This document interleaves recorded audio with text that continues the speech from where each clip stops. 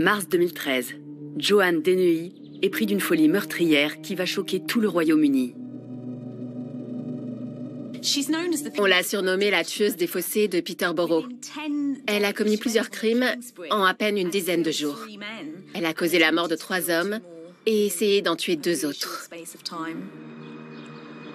John Trainer, son ex-compagnon, n'arrive toujours pas à comprendre comment la mère de ses 2 enfants a pu commettre de tels actes. Je pense que je ne l'ai pas encore assimilé. Ça remue des choses en moi. Je ne vois pas de meilleure façon de décrire ce que ça provoque en moi. Même maintenant, il suffit que je parle d'elle pour que ça se réveille. Élever 2 beaux enfants, tout en sachant que leur mère est une psychopathe qui a assassiné plusieurs personnes, c'est très lourd à porter.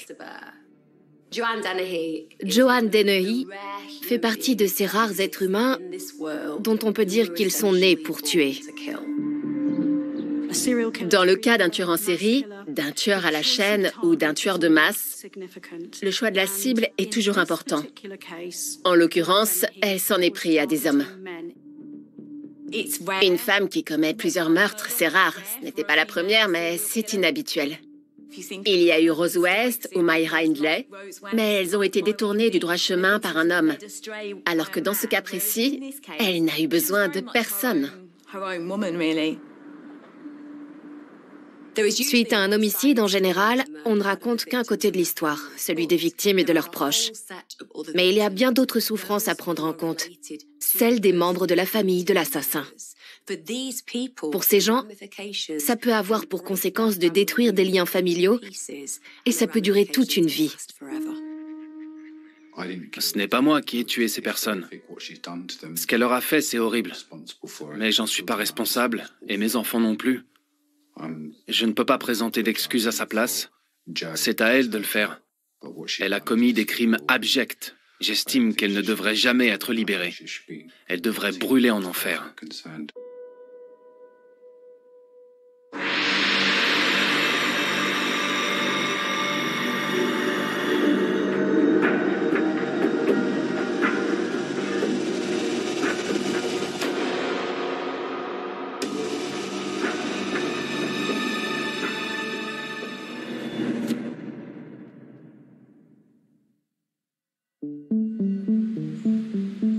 Nous sommes en 1997. John Trainer, qui est alors âgé de 20 ans, rencontre Joanne Dennehy, 15 ans, dans un parc près de chez lui. En fait, elle s'est approchée de moi pour voir mon chien. C'est comme ça qu'on a fait connaissance. C'est grâce à mon chien que cette histoire a commencé. Sans lui, elle serait sûrement passée sans s'arrêter. L'entente est immédiate. Ils semblent avoir de nombreux points communs. Pour être tout à fait honnête avec vous, mon enfance a été aussi chaotique que ma relation avec Joe. C'est aussi simple que ça. Je pourrais résumer en disant qu'elle m'a aidé à sortir de la situation dans laquelle j'étais depuis 3 ans. John Trainer et Joanne Dennehy ont commencé à se fréquenter quand elle avait 15 ans. Lui en avait 5 de plus. Quoi qu'on en pense, il était nettement plus âgé qu'elle et elle était encore mineure.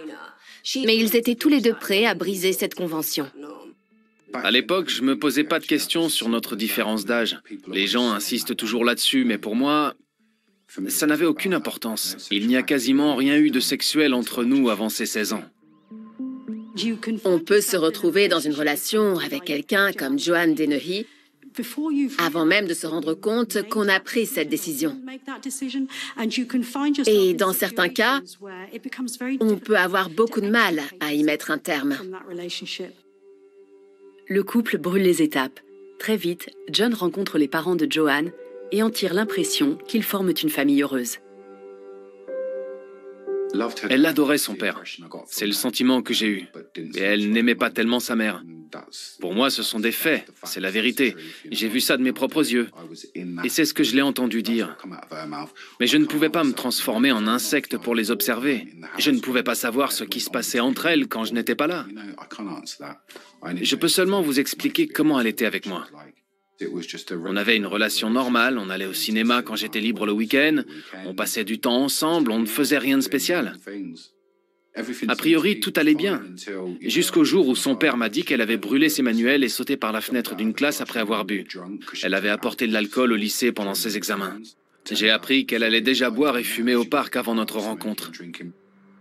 Quand elle était petite, Joanne n'avait pas de problème particulier.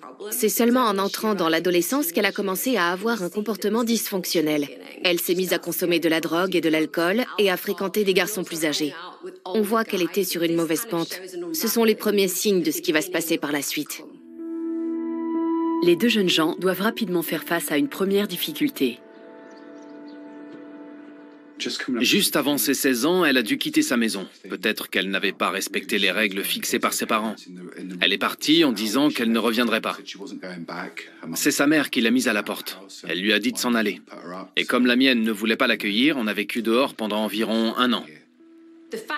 Qu'ils se retrouvent tous les deux à la rue, premièrement, ça montre qu'ils étaient naïfs et deuxièmement, incapables de se prendre en main. Il n'avait que 20 ans, il était encore très jeune.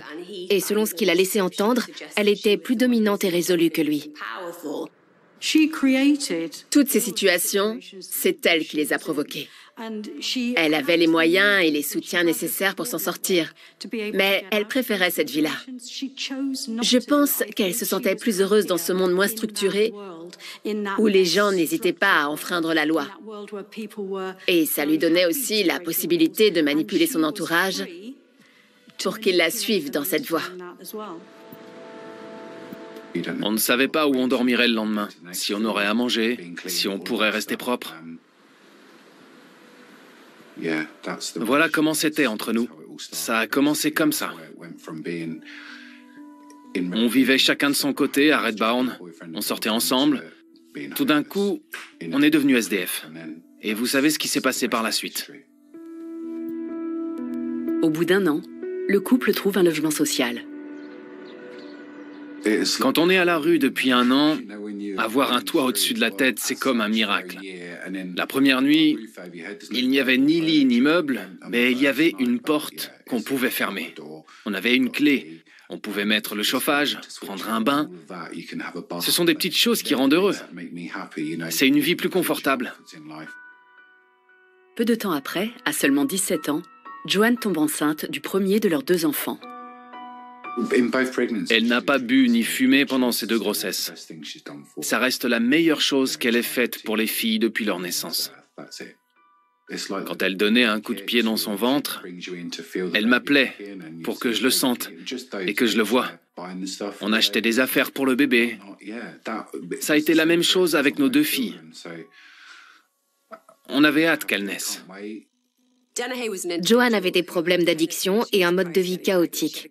Mais quand elle a appris qu'elle attendait un bébé, elle a arrêté de boire et de prendre de la drogue.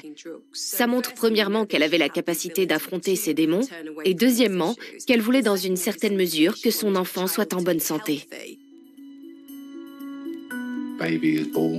Quand ma fille est arrivée, tout a changé. Quand elle était enceinte, elle était très heureuse. Mais à partir du moment où elle a accouché, c'était tout le temps « Tiens, John, occupe-toi d'elle ». Joanne confie souvent ses enfants à son compagnon pour pouvoir de nouveau sombrer dans l'alcool et la drogue. On lui a diagnostiqué un trouble de la personnalité antisociale psychopathique. C'est une pathologie très grave. Les psychopathes ont beaucoup de mal à faire passer les autres avant eux, parce qu'ils considèrent que personne n'est plus important qu'eux-mêmes. Ça ne veut pas dire qu'ils auront tous tendance à négliger leurs enfants ou à les maltraiter, mais en général, ils comptent moins à leurs yeux que leur propre personne. Et ça peut avoir certaines conséquences. Le deuxième parent doit parfois assumer l'essentiel de leur éducation. C'est lui qui doit leur donner de l'affection et prendre soin d'eux. Elle me trompait, elle sortait boire, elle ne jouait pas son rôle de mère. Quand un homme traite une femme comme ça, elle peut partir avec les enfants et le rayer de sa vie. C'est ce qui arrive en général. Mais dans la situation où j'étais, si je l'avais laissée avec les petites, allez savoir ce qui serait arrivé.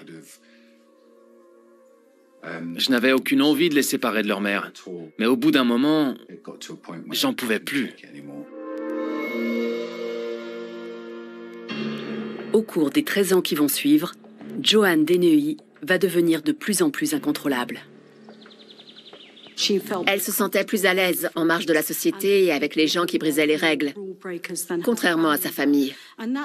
On peut peut-être en déduire qu'elle avait ça en elle depuis toujours. Comme on vivait dans une petite ville, tout le monde savait ce qu'elle faisait. De la maison d'à côté jusqu'à la rue principale, parce que c'est là qu'elle passait la plus grande partie de son temps, dans les pubs. J'en avais marre d'entendre des gens me raconter qu'ils l'avaient vue à tel endroit et qu'elle s'était encore embarquée dans une nouvelle histoire. Je pouvais plus le supporter, c'était au-dessus de mes forces. Elle a rendu cette ville complètement invivable. En 2009, John déménage avec les enfants. Joanne Dennehy souffrait d'un tel trouble de la personnalité qu'elle a probablement enfreint la loi toute sa vie. Vol, petits délits, consommation de drogue et toutes les choses qui vont avec. Elle se sentait surpuissante, capable de tout, supérieure à tout le monde. Elle ne voyait aucune raison de s'empêcher de tuer quelqu'un. Je ne pensais pas que ça se terminerait comme ça. Je ne l'ai pas abandonnée en me disant qu'elle finirait par assassiner quelqu'un. Ça ne m'a jamais traversé l'esprit. Si j'avais su, j'aurais peut-être pu faire quelque chose. Mais qui m'aurait cru? On peut avoir le pressentiment que quelqu'un va commettre un meurtre. Mais on ne peut pas en être certain. Comment on reconnaît un tueur en série?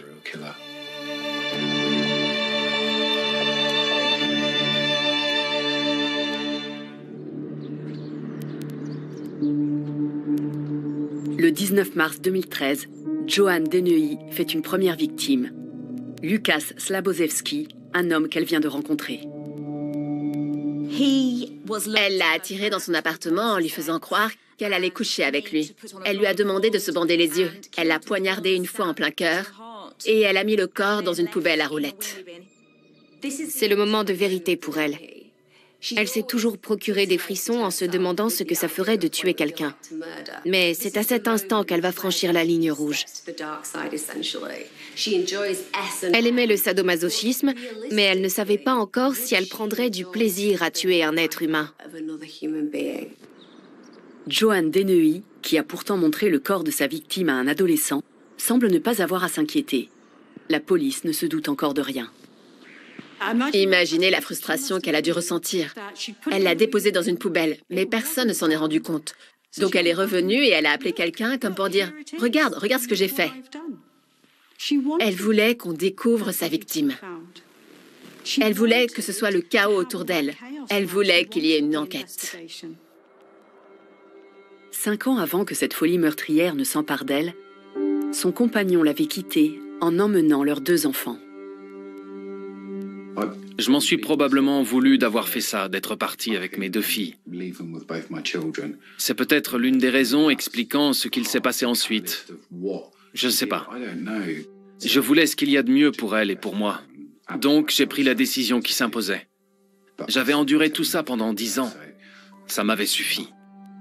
Suite à cette décision, John découvre le quotidien d'un père célibataire. Je ne vais pas prétendre que ça a été une partie de plaisir, que ça a été très facile. Mais ça m'a plu. Je n'ai eu aucun gros problème à part avec leur mère. Je ne dirais pas que c'était dur. Non, j'étais très heureux. C'est vraiment comme ça que je l'ai vécu. Malgré leur séparation, il revoit parfois Joanne au cours des années suivantes. Il semblerait qu'ils aient eu une relation par intermittence pendant un certain temps.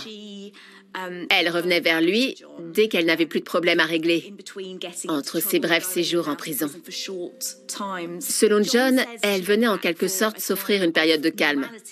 Mais comme elle ne pouvait pas supporter cette vie, elle finissait toujours par s'en aller. Un jour, je suis tombé sur elle dans un parc alors que je ne l'avais pas vue depuis 3 mois. Elle portait des chaussures et un manteau d'homme. Elle sentait très mauvais. Elle était dans un sale état. Je n'avais qu'une seule envie, la sortir de là. Voilà ce que j'étais pour elle, une couverture de survie. Ça ne durait pas longtemps. Hein. Elle venait quand elle s'était mise dans une mauvaise passe. Elle m'utilisait pour avoir une soirée tranquille, prendre un bain et elle repartait. C'est par sa faute qu'elle se retrouvait dans toutes ces situations. Elle faisait ses propres choix, éventuellement sous l'influence de l'alcool et de la drogue. En 2013, quand elle tue pour la première fois, Joanne vit dans un appartement à Peterborough. Sa deuxième victime sera son colocataire. Elle a très probablement assassiné John Chapman dans son sommeil, alors qu'il était complètement sans défense. On sait qu'il était alcoolique. Après son passage dans la marine, il avait malheureusement succombé à cette addiction. Elle s'est attaquée à un homme qui ne pouvait pas se défendre.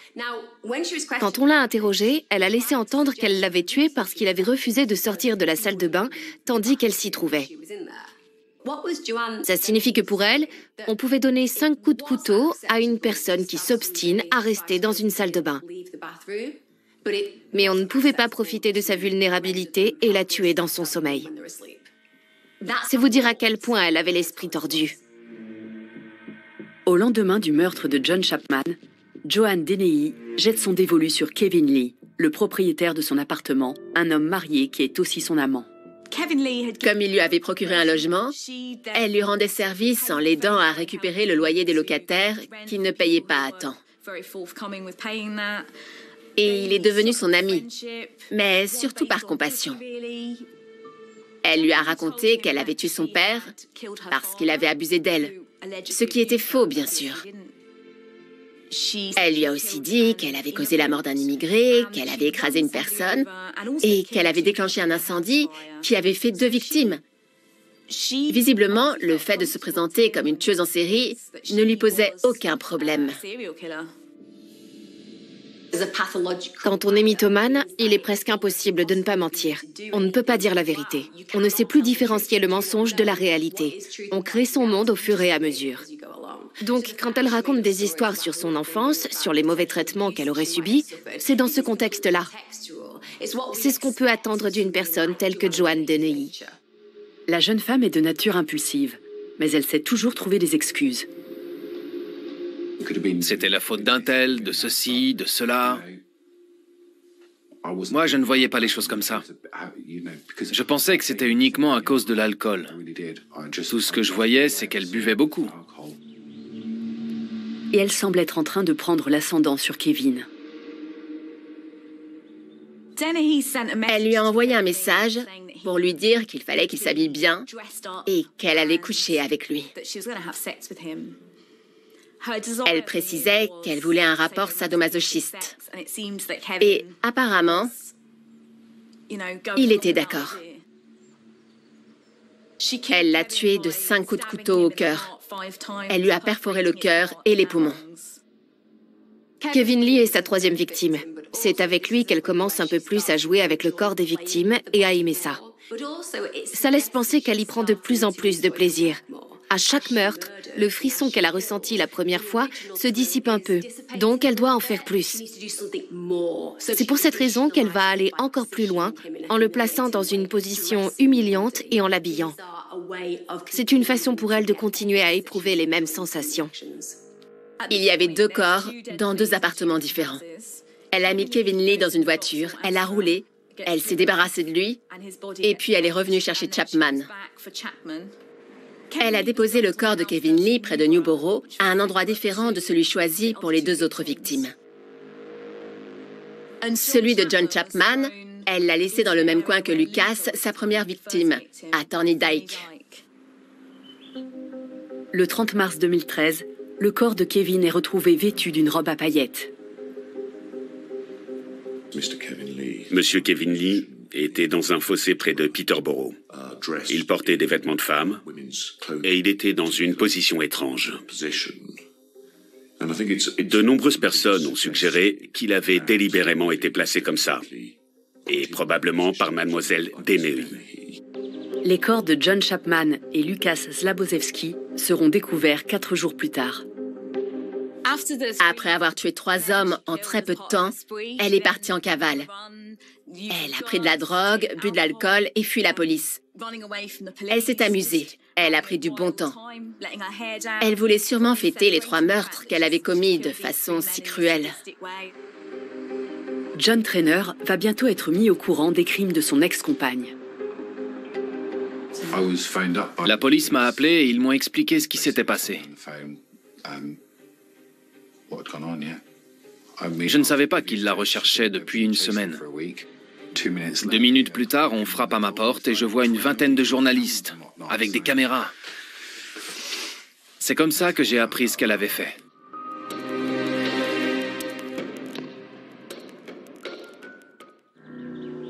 Mars 2013, Joanne Dennehy a pris la fuite après avoir fait 3 victimes. Elle fait partie de ces individus qui prennent beaucoup de plaisir à tuer. Si elle a choisi 3 hommes qui étaient proches d'elle, c'est avant tout parce que ça rend les choses plus faciles.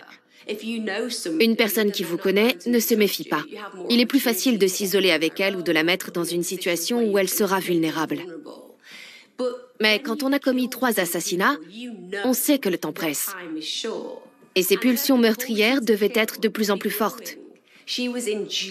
Elle aimait tuer, parce que ça lui permettait de ressentir cette sensation de contrôle absolu et de destruction qui lui plaisait tellement. John Trainer a entretenu une relation avec Joanne pendant 10 ans, mais elle s'absentait souvent du foyer familial pendant de longues périodes. Partir travailler et ne revenir qu'1 an et demi plus tard, ce n'est pas quelque chose d'anodin.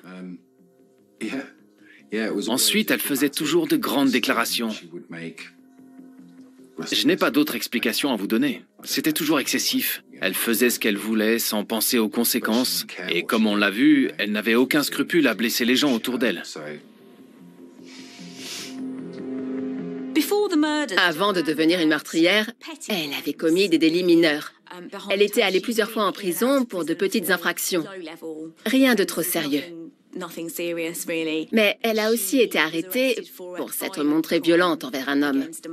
C'était la première fois qu'elle commettait une grave infraction. Ça lui avait valu 14 semaines de détention. Elle m'a dit qu'elle avait blessé ou attaqué quelqu'un avec une barrette à cheveux. Et qu'elle avait volé quelque chose. Je ne peux pas vous dire ce que c'était. C'est la vérité. Je ne sais pas. Quand elle a été absente pendant 1 an et demi, je sais qu'elle a passé un certain temps en prison. Et je crois même qu'elle a été internée en hôpital psychiatrique à un moment. Joanne souffrait d'un trouble de la personnalité très important qui engendrait des psychoses. Ça se manifestait par de l'anxiété, de l'agressivité et un comportement imprévisible. Elle pouvait notamment s'en prendre à des hommes. Et sur le plan sexuel, elle avait des conduites déplacées avec eux. Ce qui l'excitait, c'était de les humilier ou de les blesser quand elle couchait avec eux. À sa sortie de prison, elle était censée s'installer dans un centre d'hébergement. Mais je ne l'ai appris que quand elle me l'a avoué plusieurs semaines plus tard. Donc elle est revenue vivre avec nous, et quand elle a été convoquée au tribunal, j'ai témoigné en sa faveur. C'est en partie grâce à ça qu'elle n'est pas retournée en prison après s'être enfuie. J'ai dit qu'elle voulait recoller les morceaux avec ses enfants et être une bonne mère. Et ils l'ont autorisée à rentrer à la maison. Cependant, la relation du couple est loin d'être stable. Et tandis que leur fille aînée grandit, Joanne adopte un comportement de plus en plus inquiétant. Elle menaçait mes amies femmes. À l'école, j'ai été convoqué. Il y avait une assistante sociale, le directeur, le professeur de ma fille. Ils m'ont dit qu'elle ne pouvait plus emmener ou venir chercher notre fille avec moi parce qu'elle était agressive avec les gens à qui je parlais. Voilà comment elle était. Il fallait qu'elle décide de tout. Elle pouvait faire ce qu'elle voulait, mais elle trouvait tous les moyens possibles de me contrôler.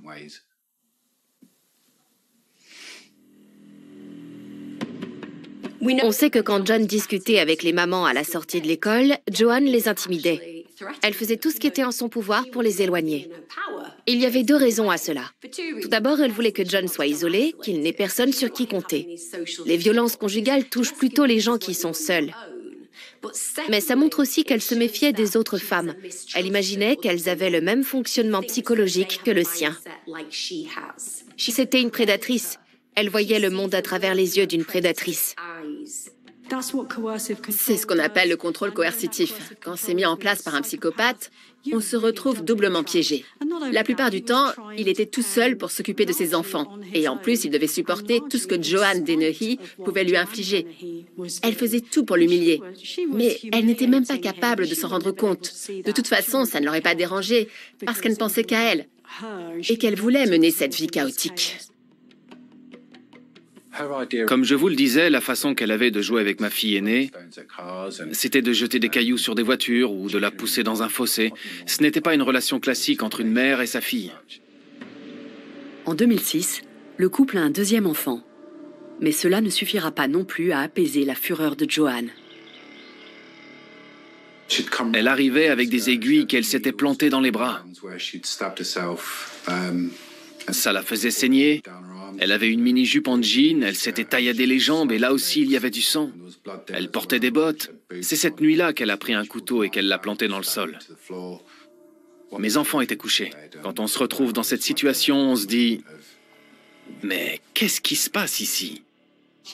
Elle prenait du plaisir à faire souffrir les autres. Je ne pense pas qu'elle s'automutilait parce qu'elle aimait la douleur. Ce qui était en jeu, c'était le contrôle et le manque de contrôle qu'on ressent au quotidien. Affirmer qu'elle se blessait parce qu'elle appréciait la douleur, ça me paraît trop simple. Je pense qu'elle aimait beaucoup plus faire mal aux autres. C'est ce soir-là que tout a basculé.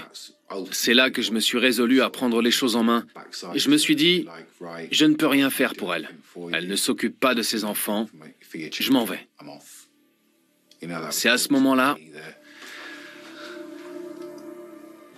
que j'ai pris la décision de la quitter dès le lendemain. Ça a été la goutte d'eau. Je suis parti. Suite à cet incident, John ne reverra plus jamais Joanne. Et ce n'est que 5 ans plus tard, et suite aux différents meurtres qu'elle a commis, qu'il aura à nouveau de ses nouvelles. On pourrait très facilement classer Joanne Dennehy parmi les tueurs en série, parce qu'elle a effectivement commis plusieurs assassinats. Après un meurtre, un tueur en série entre dans ce qu'on appelle une période de refroidissement. Quand la rage ou tout ce qui peut le pousser à éliminer quelqu'un s'accumule jusqu'au point d'ébullition, il finit par passer à l'acte. Mais ensuite, il redevient quasiment quelqu'un de normal. Ce n'est pas vraiment ce qui s'est passé dans ce cas précis. On a plutôt affaire à une tueuse à la chaîne. Ce sont des gens qui vont enchaîner les meurtres durant un certain laps de temps et qui ne se calment jamais. Ils sont constamment dans cet état émotionnel qui les incite à tuer. 2 avril 2013. Afin d'échapper à la police du comté de Cambridge, Joanne Dennehy s'est rendue à Hereford, 200 km plus à l'ouest. Elle a décidé de partir à la recherche d'une 4e victime. Ça fait plusieurs jours qu'elle est déchaînée. Elle n'a tué personne et elle a de nouveau cette envie de meurtre au fond d'elle. Et elle tombe sur Robin Bereza. Elle lui dit qu'elle va le tuer. Mais elle ne va pas jusqu'au bout, parce qu'une voiture arrive à ce moment-là. Donc, elle s'arrête, sourit et fait un geste au conducteur. Puis elle remonte dans sa voiture et s'en va avant qu'on puisse soupçonner quelque chose. Joanne est en compagnie de 2 amis. L'un d'entre eux se nomme Gary Stretch. Gary sait qu'il doit lui trouver une autre victime pour qu'elle puisse avoir son frisson, si vous voulez. Donc, il se gare dans une impasse où ils vont croiser John Rogers. Elle va lui donner une 30aine de coups de couteau. L'attaque est d'une violence inouïe. Elle est absolument certaine qu'il est mort. Les 2 dernières personnes à qui elle s'en est pris ont survécu. Ce n'est évidemment pas ce qu'elle voulait. Son but était de tuer. Mais on peut sans aucun doute affirmer qu'elle prenait aussi du plaisir à traquer ses proies et à faire le nécessaire pour les éliminer. Pour les enquêteurs, Dennehy et Stretch sont désormais les principaux suspects du meurtre de Kevin Lee. La jeune femme est appréhendée le 2 avril 2013, 20 minutes après avoir poignardé sa 2e victime de la journée.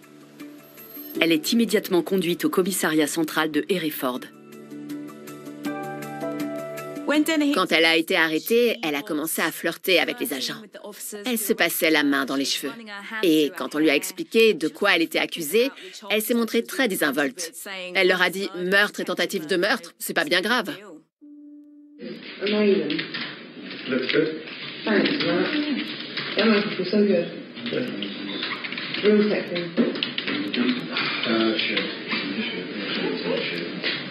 It's not a t-shirt, it's a tent. Joanne, signature from you that we've got your property.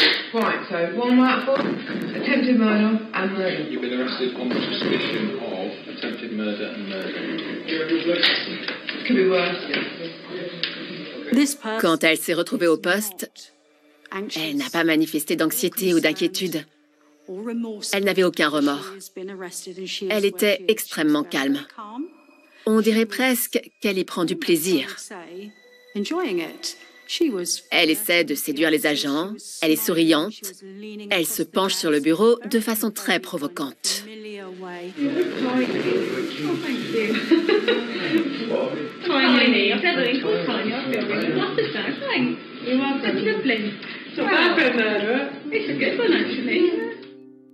On rencontre rarement des gens comme Joanne Dennehy parce que c'est ce qu'on peut appeler une vraie psychopathe.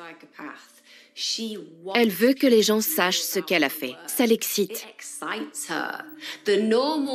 Là où quelqu'un comme vous et moi aurait peur ou se mettrait à paniquer, elle ressent des sensations agréables. C'est comme une drogue pour elle. Et c'est pour ça qu'elle adopte des comportements extrêmes. Tuer des personnes, fuir la police. Elle est incapable d'agir comme un être humain équilibré. Cette personne qui se tient debout face à la caméra et qui agit de cette façon, c'est vraiment elle. Dans cette vidéo, vous la voyez telle qu'elle était avec moi.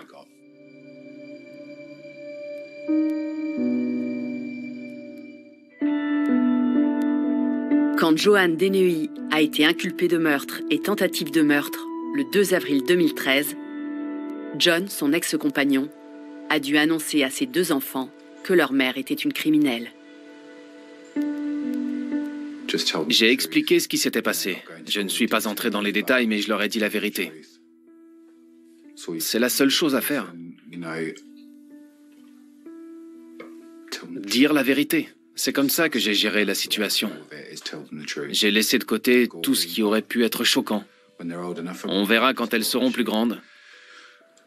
De toute façon, quand elle l'a su, ma fille aînée a décidé de faire des recherches sur Internet. En tant que parent, quand on a un enfant de 14 ans, on n'a aucun contrôle là-dessus. Comment vous voulez les empêcher de découvrir ça? C'est impossible. On n'y peut rien.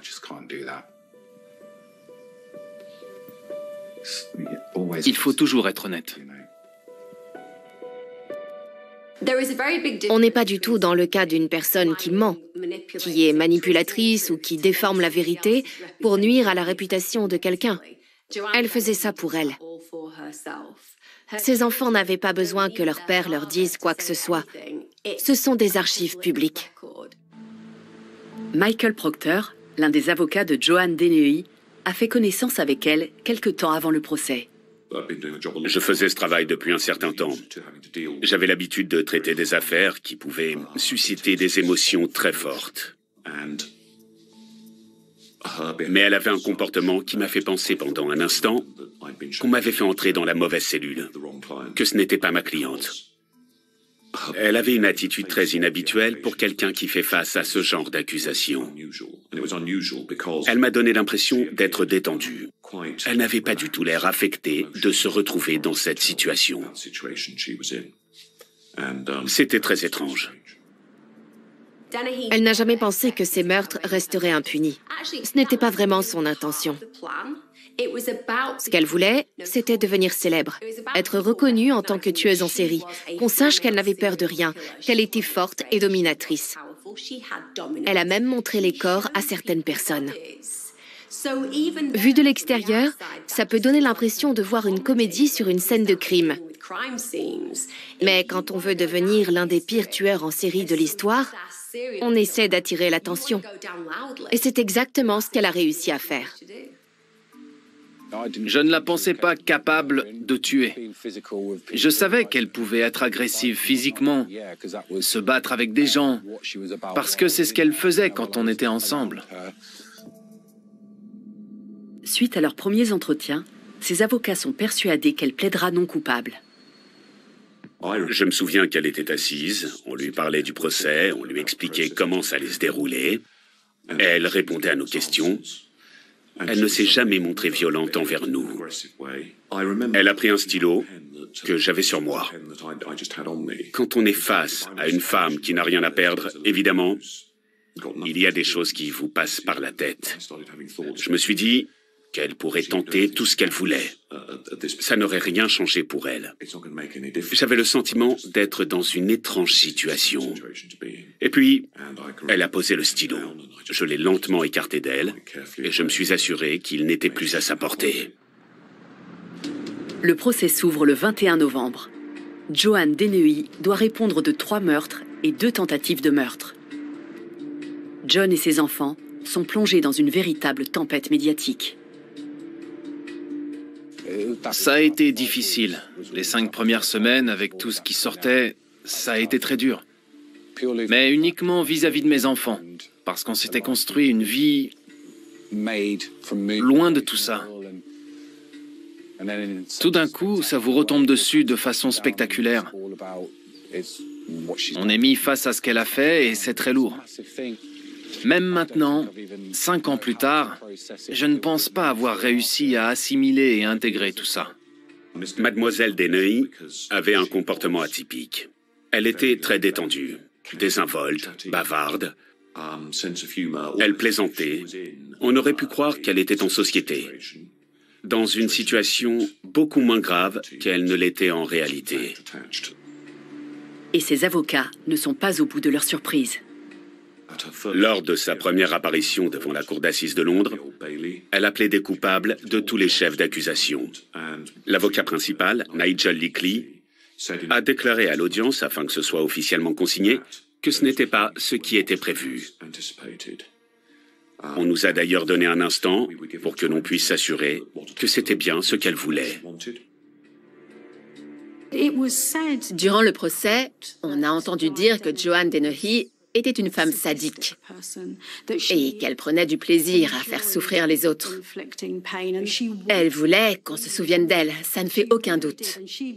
Avant de se mettre à tuer, elle aimait déjà que les gens aient peur d'elle. Elle avait pris goût à la violence et à la manipulation. En fin de compte, ce n'était que l'aboutissement de tout ce qui s'était développé en elle. À l'approche du verdict, Joanne ne manifeste toujours aucun remords. Je me souviens très bien de la note qu'elle m'a transmise. C'était très court. Voici ce qu'elle nous a demandé de dire en son nom. Je ne regrette pas ces meurtres. Mais je suis désolé pour les gens qui promenaient leurs chiens. Je n'aurais pas dû les attaquer.